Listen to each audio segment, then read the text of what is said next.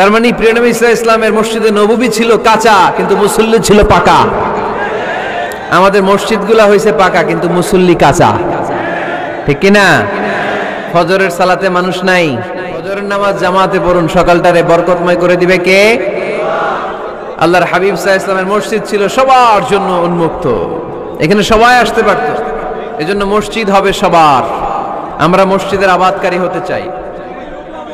এজন্য রব্বুল আলামিন বলেন, ইন্নামা ইয়া'মুরু মাসাজিদাল্লাহি মান আমানা বিল্লাহি ওয়াল ইয়াউমিল আখির ওয়া কামাস সালাতা ওয়া আতাজ যাকাতা ওয়া লাম ইয়াখশা ইল্লাল্লাহ ফাআসা উলাইকা আন ইয়াকুনু মিনাল মুহতাদিন। সুবহানাল্লাহ পড়েন।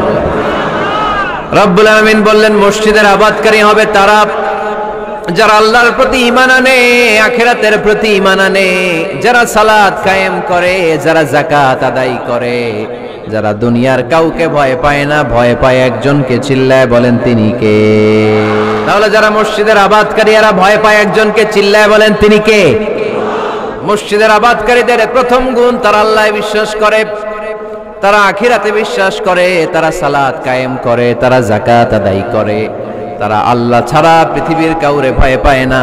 আল্লাহ বলেন, ফাআসা উলাইকা আইয়াকুনু মিনাল মুহতাদিন। আশা করা যায় তারাই হলো হেদায়েতের রাস্তার উপরে আছে, ঠিক কি না? তারাই মসজিদের আবাদকারী, যারা মসজিদে যায়, সালাত আদায় করে। এখন মসজিদের আবাদকারী আপনি হতে চান, আপনি মসজিদে যান না, আপনি আবাদকারী হতে পারবেন? মসজিদের অনেক সভাপতি আছে, মসজিদে যায় না, আছে না নাই?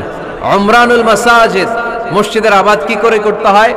মসজিদ আবাদ করার এক নাম্বার মাধ্যম হচ্ছে মসজিদ নির্মাণ করা। কি করা?